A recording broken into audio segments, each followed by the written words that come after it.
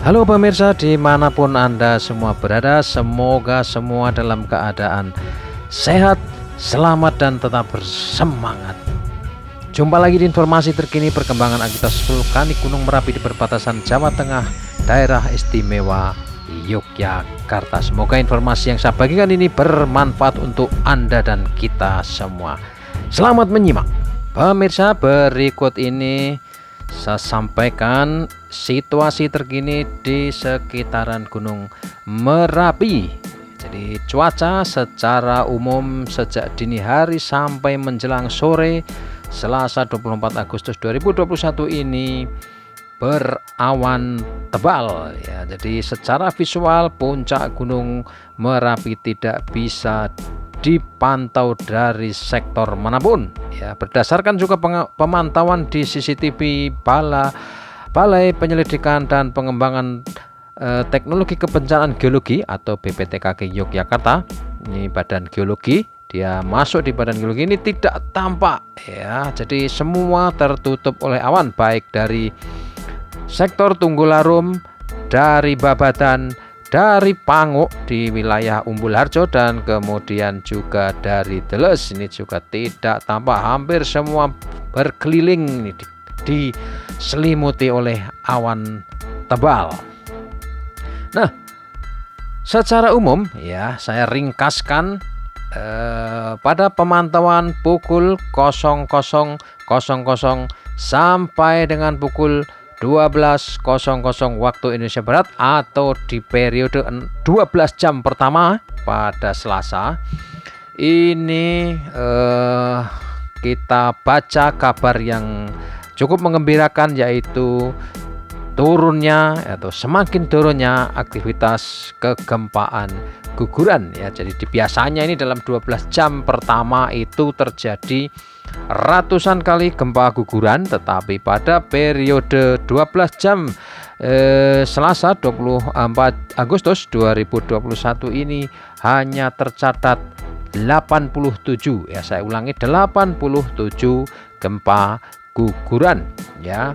Kemudian ada gempa hembusan saja, nihil gempa vulkanik dangkal, gempa low frekuensi, gempa multifase, satu gempa hibrid, dan sudah dalam beberapa hari terakhir ini nihil juga awan panas guguran ya. Jadi dominasi dari aktivitas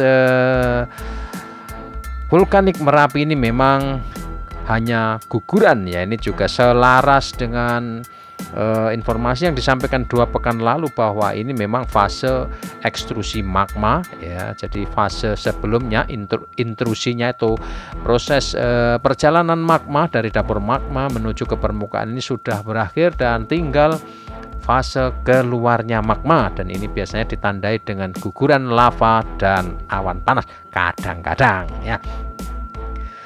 Berikut ini juga saya sampaikan laporan dari petugas BPTKG Yogyakarta, agak lebih detail begitu.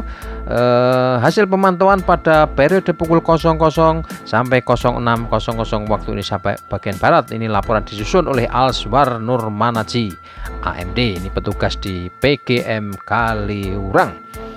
Nah, jadi secara visual gunung api pada 6 jam pertama itu terlihat jelas hingga tertutup kabut. Jadi memang informasi dari rekan di Kaliurang tadi malam juga sempat teramati ada guguran lava pijarnya. Sebentar terbuka, sebentar tertutup, sebentar terbuka, kemudian tertutup lagi ya. Jadi bisa dilihat visualnya ada di video berikut ini. Guguran lava pijarnya sempat teramati dan bisa didokumentasikan. Kemudian teramati asap kawah utama berwarna putih, intensitas tipis sekira 50 meter dari puncak. Cuaca cerah hingga mendung, angin lemah hingga sedang ke arah barat daya. Suhu udara berkisar antara 16 sampai 19 derajat Celcius, kelembapan 76 sampai 90%. Nah, kemudian 6 jam pertama pada Selasa itu terjadi 42 kali gempa guguran amplitudo 3 sampai 26 mm dan durasi berkisar antara sampai 139 detik. Jadi ada guguran yang besar juga ini ya, tapi tidak ada awan panasnya karena bisa dilihat dari durasi gempanya yang cukup panjang 139 detik. Kemudian terjadi satu kali gempa hembusan amplitudo 4 mm dan lama gempa 21 detik. Berikutnya di periode pukul 06 sampai 12.00 cuaca masih sama saja.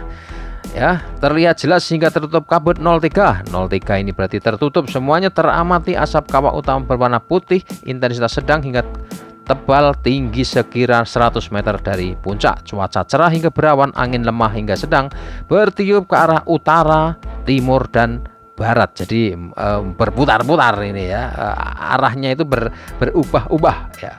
Kemudian suhu berkisar antara 21 sampai 27 derajat Celcius, kelembapan 60 sampai 70%, tekanan udara 568 sampai 708 mm Hg.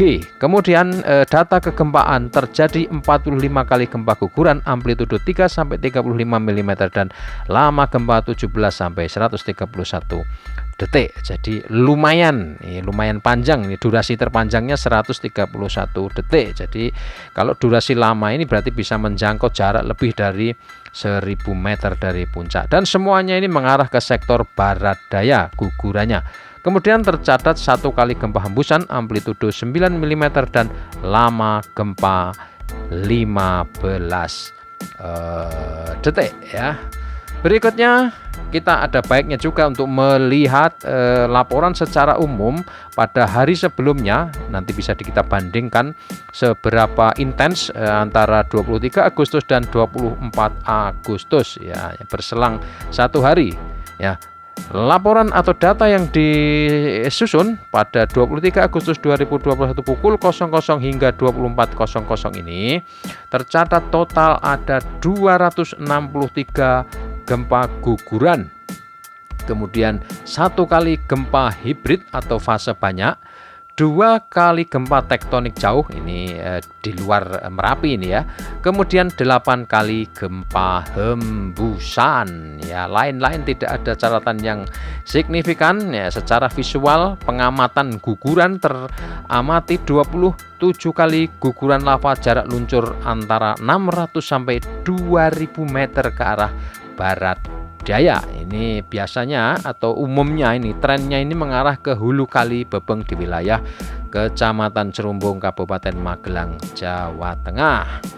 Kemudian deformasi juga dicatat di sini sudah semakin kecil ya. Kalau 22 Agustus ini deformasi atau laju rata-rata pemendekan EDM bebatan sebesar 0,4 cm per hari dalam 3 hari, tetapi pada 23 Agustus atau sehari sesudahnya ini semakin kecil ya, 0,2 cm per hari. Jadi artinya ini semakin tidak signifikan lagi kembang kempisnya gunung atau penggembungan gunung sudah relatif tidak terjadi. Artinya apa? Artinya suplai magma belum ada lagi, kemudian tidak ada tren menuju ke situasi yang lebih serius lagi dibanding 1 minggu 2 minggu yang lalu ya. Puncaknya pada 6 sampai 10 Agustus itu terjadi rentetan erupsi efusif melahirkan awan panas guguran yang jarak maksimal luncurannya mencapai 3,5 km atau 3.500 meter dari puncak menuju ke hulu kali Bebeng. Dan 1 hari menjelang peringatan ke-76 kemerdekaan Republik Indonesia juga terjadi luncuran awan panas guguran dan jaraknya juga mencapai radius yang signifikan ya, lebih dari 3.000 meter dari puncak gunung. Nah, sampai hari ini status Merapi masih siaga sejak ditetapkan pada 5 November 2020 dan rekomendasi yang diberikan oleh BPTKG Yogyakarta, potensi bahaya saat ini masih berupa guguran lava dan awan panas pada sektor Tenggara Barat Daya sejauh maksimal 3 km ke arah Sungai Woro di wilayah Klaten, kemudian sejauh 5 km ke arah Sungai Gendol di wilayah Sleman, ya, Cangkringan, kemudian Kali Kuning masih di Sleman, Kali Boyong masuk di Sleman, Kali Bedok juga masih di Sleman, kemudian Kali Kerasak, Bebeng dan Putih ini sudah masuk di wilayah Kabupaten Magelang, Jawa Tengah. Dan kemudian jika terjadi lontaran material vulkanik, bila terjadi erupsi eksplosif dapat menjangkau radius 3 km dari puncak.